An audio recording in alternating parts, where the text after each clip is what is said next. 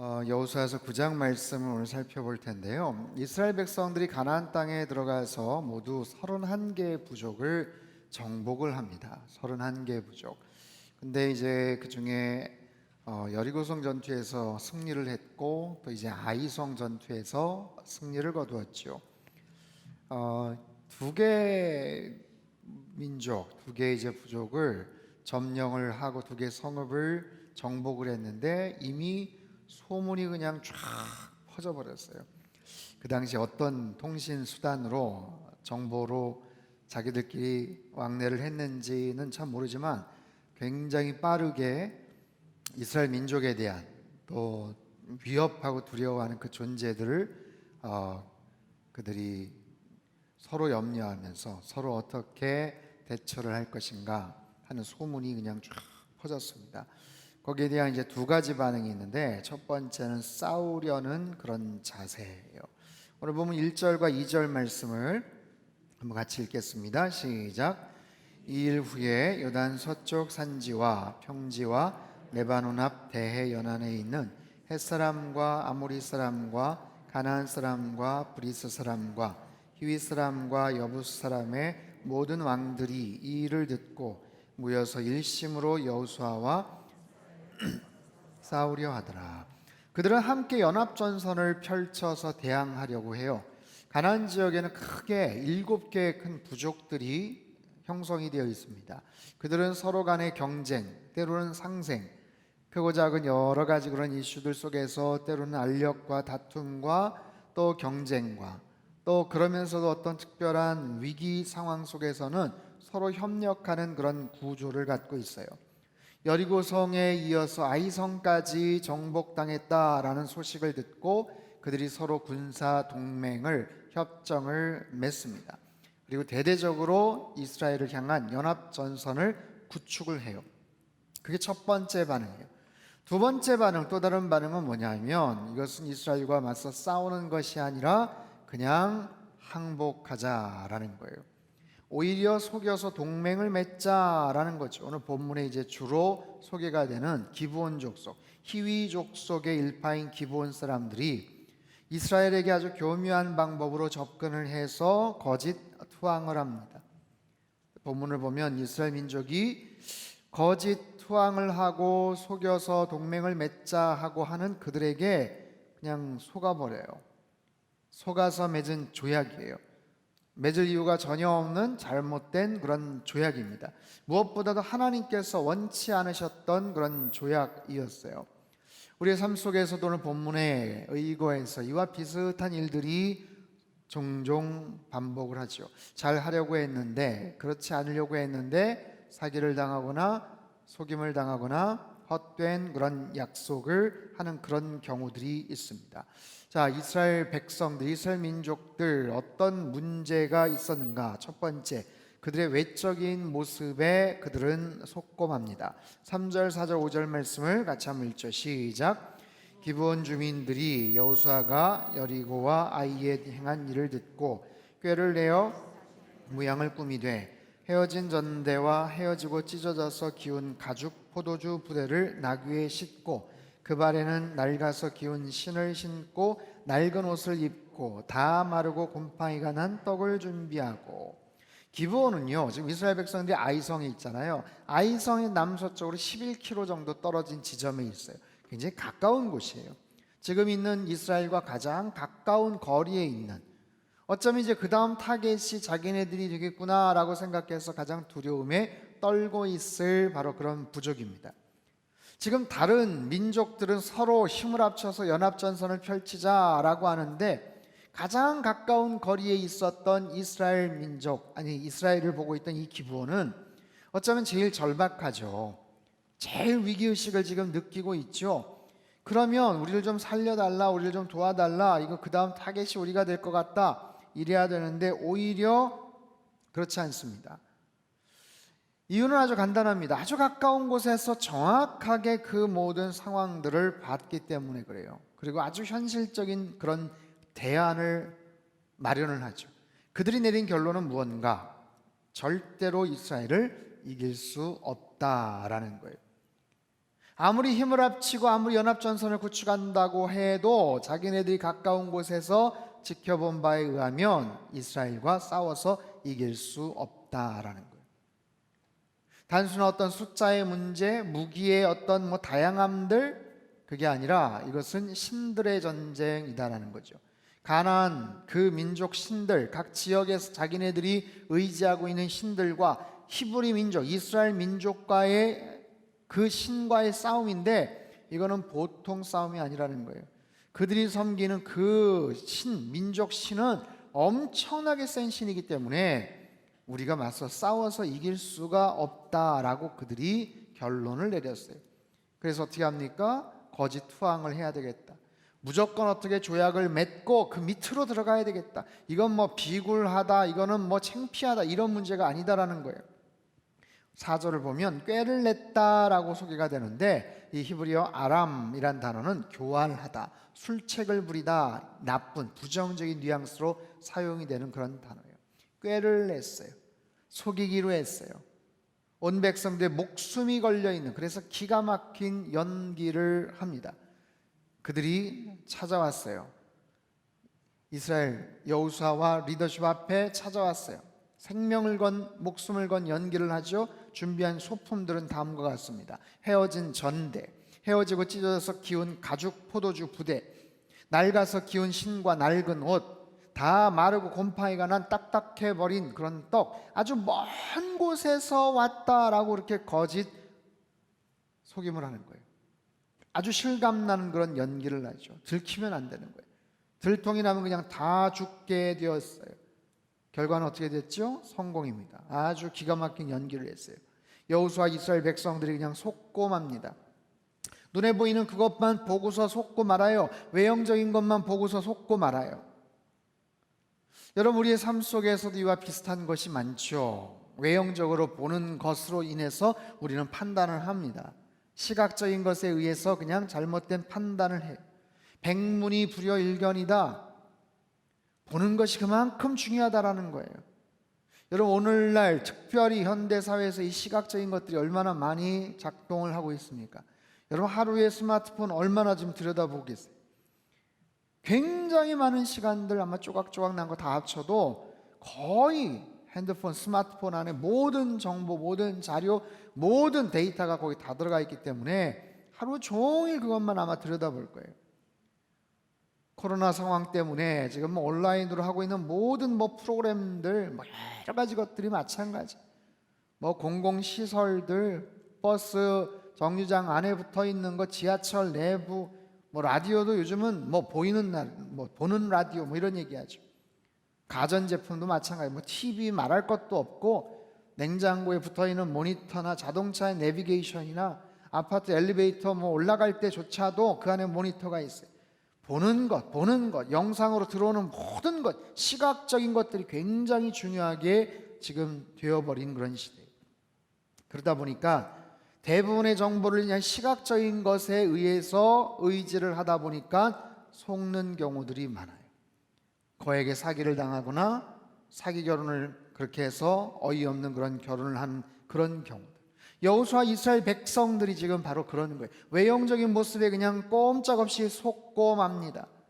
그래서 거짓된 조약을 맺어, 만져볼 수 있는 신발, 헤어진 의복, 헤어진 가죽 부대, 눈으로 볼 수 있는 거야. 이 사람들 멀리서 왔나 보다, 멀리서 화친을 맺자고 왔나 보다, 그러면서 그냥 성급하게 잘못된 조약을 맺죠. 하나님 말씀하십니다. 사람은 외모를 보거니와 하나님은 뭘 봐요? 중심을 보느니라. 여러분, 우리 안에 중심을 꿰뚫어 볼 수 있는 그런 영적인 안목이 있게 되기를 바랍니다. 사람과 동역을 할 때, 어떤 사람을 뽑을 때, 누군가 뭔가를 동역해야 될 때, 배우자감을 고를 때, 며느리나 사위감을 고를 때, 결정할 때 중요하죠. 그 사람의 겉모습이 아니라, 외적인 어떤 모습이 아니라, 그 집안의 외적인 능력이 아니라 그 속에 감춰져 있는, 숨겨져 있는 내적인 그런 매력들, 현재의 어떤 그런 모습, 비춰진 모습보다는 미래의 어떤 잠재된 가능성이 있느냐 중요한 거예요. 현재의 모습보다 그 사람이 과거로부터 어떻게 살아왔느냐, 어떤 길을 걸어왔느냐, 이런 부분을 종합적으로 분석할 수 있어야 돼요. 외양에 속는 것이 아니라 중심을 바라볼 줄 아는 영적인 지혜, 오늘 설교의 제목처럼 진실을 볼 줄 아는 그런 영적인 안목이 우리에게 있게 되기를 주님의 이름으로 축복합니다. 두 번째, 여호수아 백성들은 그들의 말에 속았어요. 말. 6절부터 11절까지 말씀인데 한 절씩 교독하죠. 제가 6절 먼저 읽겠습니다. 그들이 길갈 진영으로 가서 여호수아에게 이르러 그와 이스라엘 사람들에게 이르되 우리는 먼 나라에서 왔나이다. 이제 우리와 조약을 맺읍시다 하니 이스라엘 사람들이 너희가 우리 가운데 거주하는 듯하니 우리가 어떻게 너희와 조약을 맺을 수 있으랴 하나 그들이 여호수아에게 이르되 우리는 당신의 종들이니이다 하매 여호수아가 그들에게 묻되 너희는 누구며 어디서 왔느냐 하니 여호수아에게 대답하되 종들은 당신의 하나님 여호와의 이름으로 말미암아 심히 먼 나라에서 왔사오니 이는 우리가 그의 소문과 그가 애굽에서 행하신 모든 일을 들으며 또 그가 요단 동쪽에 있는 아모리 사람의 두 왕들 곧 헤스본 왕 시온과 아스다롯에 있는 바산 왕 옥에게 행하신 모든 일을 들었음이니이다. 그러므로 우리 장로들과 우리에게 말하여 이르되 너희는 여행할 양식을 손에 가지고 가서 그들을 만나서 그들에게 이르기를 우리는 당신들의 종들이니 이제 우리와 조약을 맺읍시다 하라 하였나이다. 우리와 조약을 맺읍시다. 조약을 맺다. 카라트 베리트라는 히브리어인데요. 이것은 언약을 베다라는 뜻을 갖고 있어요. 언약을 자르다라는 뜻이. 이건 뭐냐면 고대 사회에서 아주 중요한 언약을 맺을 때 짐승을 잡아서 그 고기를 베어서 조각을 냅니다. 두 조각을 내요. 그리고 나서 서로 조약을 맺은 사람들이 서로 그 나뉘어진 그 짐승 그 조각된 사이로 걸어가는 거예요. 왔다 갔다 하는 거예요. 이건 뭐냐면 우리가 조약을 맺었는데 굉장히 중요한 언약을 맺었는데 만약에 이 언약을 어기는 자는 이 쪼개진 짐승처럼 될 것이다. 굉장히 무시무시한 바로 그런 거예요. 언약을 먼저 파기하는 자는 이렇게 죽음을 면치 못하게 될 것이다 라는 거예요. 이렇게 조약을 맺고 언약을 맺고 동맹관계가 되면 뭐냐면 강대국은 약자를 보호해 줄 의무가 있는 거예요. 지금 이 사람들은 이스라엘 밑으로 들어오겠다라고 이야기를 하는 거거든요. 그러면 그 약소국을 보호해 주는 거예요. 만약에 그 약소국을 다른 민족이 공격을 한다, 침입을 한다, 그러면 대신 싸워줄 그런 책임까지도 있는 거예요. 그렇다면 약소국은 뭘 해요? 그들에게 조공을 바치고 강대국의 종으로 순종을 해야만 했죠. 비굴한 것 같지만 그것이 더 현명한 처사고 오히려 보호를 받을 수 있겠다라고 생각을 한 바로 그런 언약의 조건이에요. 여호수아는요 그들의 말에 의심을 했습니다. 너희들 요 주변에 사는 사람들 같은데 의심을 했어요. 너희들 누구냐? 어디서 왔냐? 의심을 했어요. 근데 의심만 했어요. 그들의 외양과 그들의 말에 그냥 속아 넘어가 버리고 맙니다.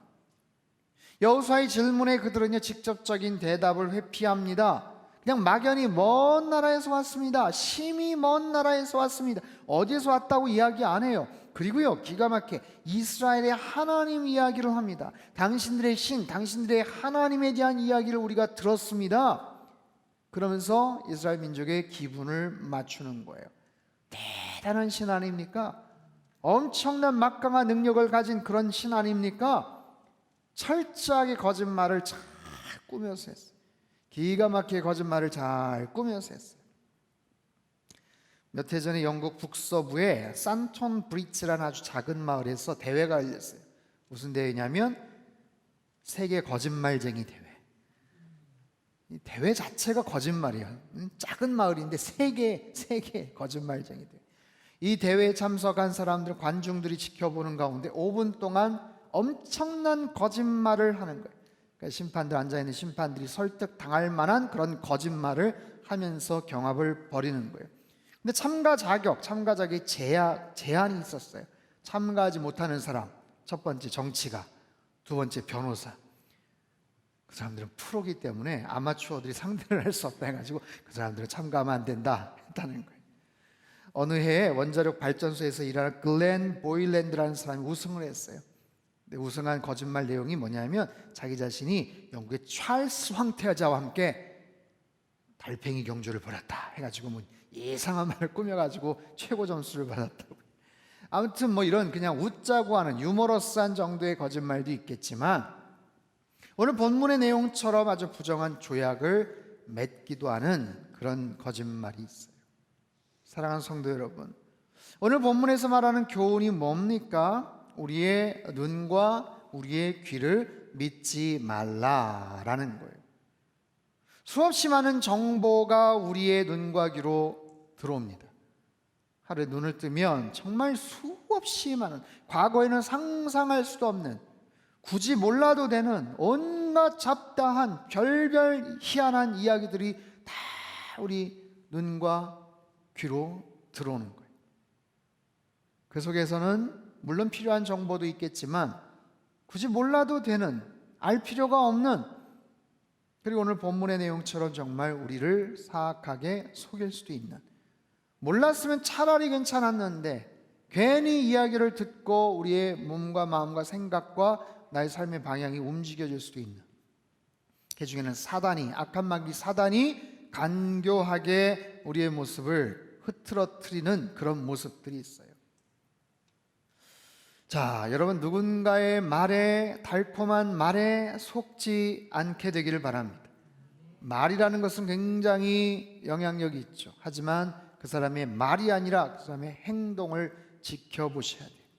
그 사람의 행동 중에서도 그 사람의 중심을 들여다볼 수 있어야 돼요. 그 사람의 인격을 보셔야 되고 그 사람 주변 사람들과의 관계도 보셔야 돼요.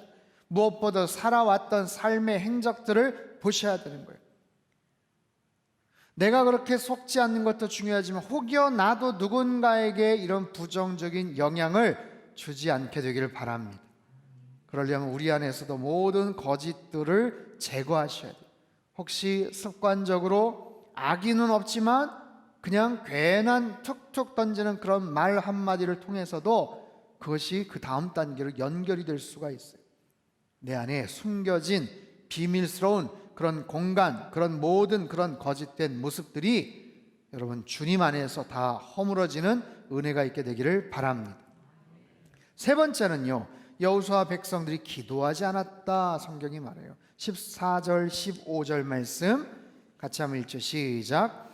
무리가 그들의 양식을 취하고는 여호와께 묻지 아니하고 여호수아가 곧 그들과 화친하여 그들을 살리리라는 조약을 맺고 회중 족장들이 그들에게 맹세하였더라. 언약을 맺고 말았어요. 근데 성경이 말하죠. 그들이 여호와께 묻지 않았다. 어떻게 해야 될지를 여호와께 묻지 않았다. 그러면서 곧 그들과 화친을 했다. 지금까지 좋아요. 오케이. 뭐 외양에 속았고 말에 속았고 아직까지는 괜찮아요. 하지만 그들이 조금만 우리 기도해 봅시다, 아니면 이 부분에 대해서 하나님께 여쭤봅시다 라고 했었다면 거기에서 걸러질 거예요. 하나님께서는 지금 여호수아에게, 이스라엘 백성들에게 말씀을 하세요. 하나님과 이스라엘 백성들 사이에 좋은 커뮤니케이션이 지금 있어요. 문제가 생겼을 때 하나님께서 가르쳐 주셔요. 알려주신다고요. 차단이 돼 있는 상황이 아니에요. 여러분, 사울 왕이 하나님 앞에서 범죄했을 때 그가 하나님의 뜻이 무엇인지를 굉장히 궁금해했지만 하나님께서 가르쳐 주지 않으셨어요. 하나님께서 말씀하지 않으셨다고요. 엘리 제사장이 하나님 앞에 선결하지 않았을 때 하나님께서 엘리 제사장에게 말씀하지 않으셨어요. 오히려 어린 사무엘을 통해서 말씀을 하세요. 하나님께서는 누구에게, 아니면 어떤 사람에게 어느 정도, 어떤 만큼의 말씀을 하실지 하나님께서 구분을 하셔요. 여호수아에게 틀림없이 하나님께서 말씀을 하셔요. 여호수아가 하나님께 여쭤봤다면 틀림없이 하나님께서 말씀하셨을 거예요. 그런데 여호와께 묻지 않았다. 치명적인 그런 문제죠. 여호수아는 기도하는 사람이었어요. 근데 왜 어처구니없는 실수를 했을까요? 여호수아는 하나님의 사람이었어요. 모세처럼 선이 굵고 특별한 기적을 행하는, 여러분, 모세가 갖고 있는 그 지팡이를 통해서 엄청난 기적들을 많이 행하지 않았습니까? 그러나 여호수아에게는 그런 지팡이가 없었어요. 특별한 그런 기적을 행하지를 못했어요. 그럼에도 불구하고 가나안 땅에 들어가서 요단강을 건너는 과정들, 여리고를 무너뜨리는 그런 과정들, 처음에 아이성 전투에서 실패를 했지만 다시 회복이 돼서 하나님 앞에 반듯하게 서 있었던 여호수아, 큰 기적을 행하는 그런 리더는 아니었지만 그렇다고 별다른 흠결을 찾아볼 수 있는 그런 리더도 아니었어요. 그런데 결정적인 상황 속에서 기도하지를 않았던 거예요. 전적으로 여호수아의 책임이죠. 하나님께 묻지 않았고 그저 자기들 스스로가 판단하고 결정을 해버렸어요. 기브온과 그냥 사인을 맺습니다. 계약을 맺습니다. 조약을 맺습니다. 오케이, 너희들 살려줄게, 너희들 책임질게, 약속을 맺어요. 왜 그랬죠? 스스로의 지혜를 믿는 거예요. 돌아가는 상황만 본 겁니다. 어느새 자만했어요. 교만해 버리고 만 거예요. 잠언서 3장 5절에서 7절 말씀 같이 한번 읽죠. 크게 시작. 너는 마음을 다하여 여호와를 신뢰하고 내 명철을 의지하지 말라. 너는 범사의 그를 인정하라. 그리하면 내 길을 지도하시리라. 스스로 지혜롭게 여기지 말지어다. 여호와를 경외하며 악을 떠날지어다. 아멘. 여러분, 이 말씀 잘 아시는 말씀이에요. 하지만 잘 기억을 하십시오. 마음속에 새기십시오. 마음을 다하여 여호와를 신뢰하고 너의 명철을 의지하지 말라. 너의 명철을 의지하지 말라. 너는 범사의 그를 인정하라. 범사의 모든 일에 그분을 인정하라. 그럼 그분이 너의 길을 지도하실 것이다. 스스로 지혜롭게 여기지 말지어다. 스스로 지혜롭게 여기는 것, 여러분, 내 스스로 지혜롭게 여길 때가 있어요. 그 일은 내가 전문가야. 아유, 내가 그 바닥에서 내가 그 일을 몇 년을 했는데, 내가 그 분야에서 내가 제일 경험이 많아. 내가 비슷한 상황이 있었는데 5년 전에 10년 전에 내가 그거 성공한 적이 있었어. 맞죠? 하지만 틀릴 수도 있는 거예요. 그때는 맞았지만 지금은 틀릴 수도 있잖아요. 그때는 성공을 했지만 지금은 틀릴 수도 있는 거예요. 시대가 얼마나 빨리 바뀌는데, 상황이 얼마나 급변하고 있는데요. 내가 전문가지만, 내가 그런 경험이 있지만, 지식이 있지만, 그럴수록 오히려 더 조심해야 돼. 지식의 저주, 그런 얘기 들어보셨죠? 내가 갖고 있는 지식, 내가 갖고 있는 그 경험 때문에 오히려 객관성을 잃어버리고 큰 실수를 할 수도 있게 되기 때문에 그래요. 여호수아도 비슷합니다. 뭔가를 결정해야 되는데 의심이 가요. 그럼 좀 더 기다려야죠. 더 기도하셔야죠. 기도하면서 주님의 뜻을 기다려야죠. 기도하면 주님께서 뜻을 가르쳐 주시는 줄 믿습니다. 우리가 하나님 앞에 간구하면 하나님께서 가르쳐 주셔요. 적어도 이런 부분을 가르쳐 주셔요. 이것이 내 욕심 때문인지 아닌지, 그거는 구분이 되잖아요. A인지 B인지, 어느 길을 가야 될지, 그거보다도 그거 자체가 내 욕심 때문인지 아닌지를 먼저 가르쳐 주셔요. 그리고 과정 속에서 평안함이 있을 때가 있어요. 마음속에 평안함. 손해를 보는 것 같지만, 아이고 아까운 기회인데, 아이고 놓치면 안 될 것 같은데, 그래서 무리해서 뭔가를 하려고 하다가 아니야 그래도 아니야, 이번에는 아니야. 대신에 마음속에 평온한 거예요. 하나님께서 반드시 우리의 마음 가운데 평온함으로 응답을 하세요. 여러분, 굉장히 어이가 없는 건 뭔지 아세요? 여호수아와 이스라엘 백성들이 자신들이 속았음을 불과 사흘 후에 깨닫습니다. 16절 얘기 다음 주에 살펴볼 거예요. 사흘 후에 깨닫게 돼요. 일이 벌어지고 난 후에, 조약을 맺고 난 후에 깨닫는 거예요. 여러분, 우리가 살아가면서 결정적인 타이밍을 놓칠 때도 있지만 성급하게 결정해서 후회할 때도 참 많습니다. 아직까지 의심이 간다, 아직까지 마음이 내키지 않는다. 예, 기다려보세요. 적어도 사흘만 더 기다려보세요. 기도하면서 기다려보세요. 그 사흘 동안 뭔가 진실이 밝혀질 수도 있더라라는 거예요. 적어도 하나님의 사람들, 기도하는 사람들이라면, 적어도 오늘 이 메시지를 듣는 여러분들이라면 뭔가 중요한 결정을 앞에 두고 뭔가 마음속에 내키지 않는다, 의심이 생긴다, 기다리세요.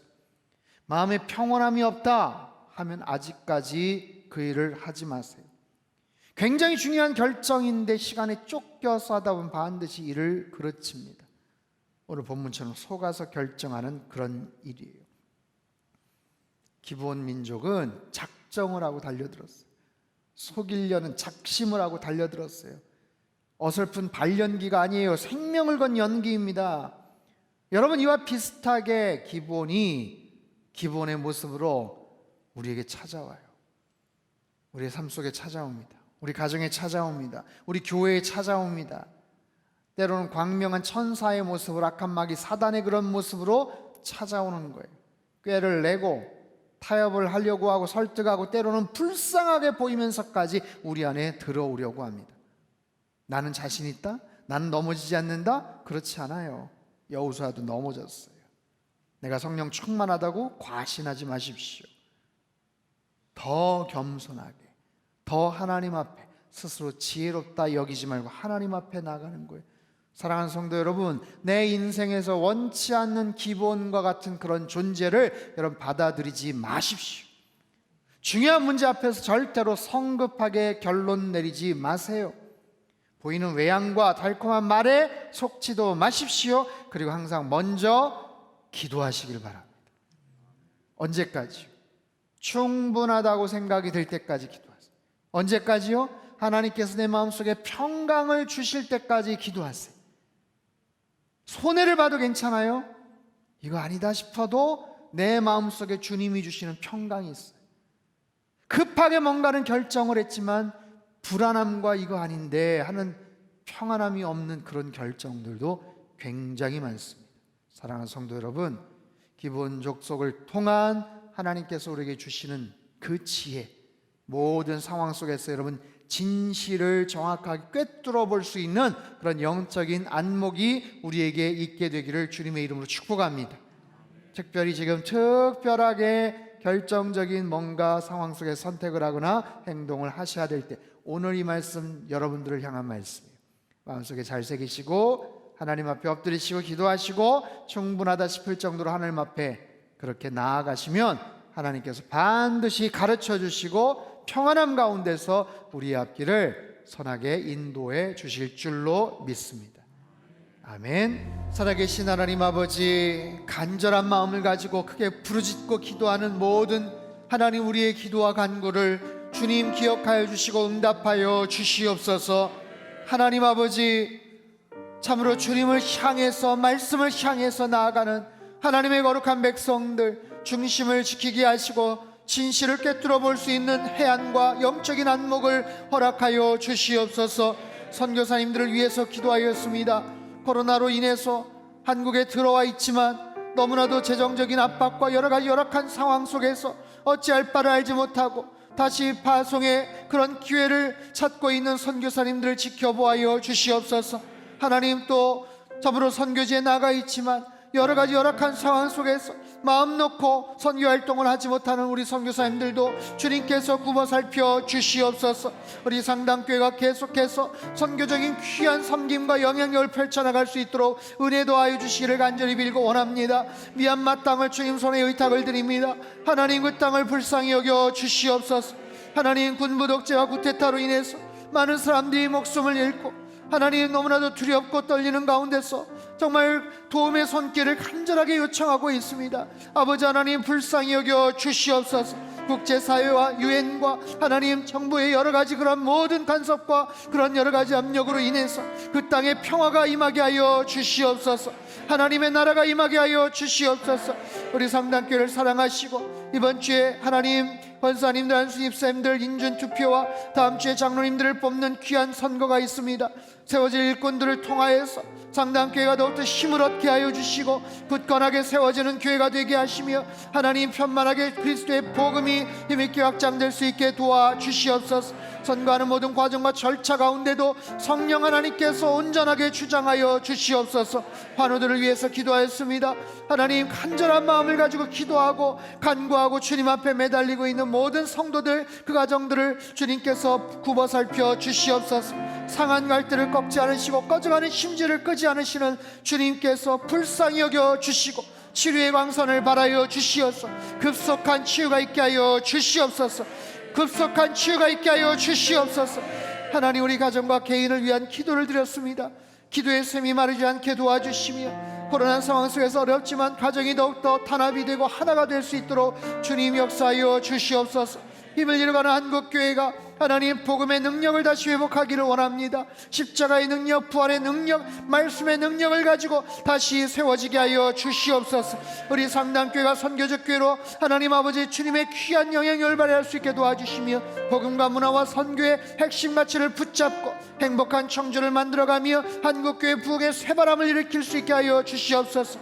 이번 주일 예배가 하나님 앞에 만왕의 왕이요 만주의 주가 되시는 하나님 앞에 온전한 영과 진리로 드려지는 하나님 온전한 예배가 될 수 있도록 주께서 도와주시옵소서. 모든 공간과 장소와 시간마다 하나님을 더욱더 앙망하며 찬양하며 오순절 마가의 타락방이 될 수 있도록 주님 역사하여 주시옵소서. 금요 경배와 찬양을 통해서 우리의 기도가 응답되게 도와주시며 하나님 큰 소리로 주님을 향해 부르짖고 기도하는 하나님 거룩한 백성들이 더욱더 많아질 수 있도록 주님 역사하여 주시옵소서. 하나님, 이전에도 주님 앞에 귀한 물질 드린 손길들 위해 하늘의 신령한 복과 땅의 기름진 복으로 넘치도록 부어 역사하여 주시고 하나님의 나라가 힘있게 확장되는 요긴한 도구로 사용되게 하여 주시옵소서. 이제는 우리 주 예수 그리스도의 크신 은혜와 하나님 아버지의 극진하신 사랑하심과 성령님의 교통하심의 역사가 외양이 아니라 중심을 바라보며 진실을 꿰뚫어 볼 수 있는 영안을 갖기를 간절히 소망하는 주님 앞에 예배드린 모든 백성들, 그들의 가정과 일터와 건강과 자녀들의 앞길 위에와 이 나라 민족 흩어진 모든 열방 위에 이제로부터 영원토록 함께 하시기를 간절히 축원하옵나이다.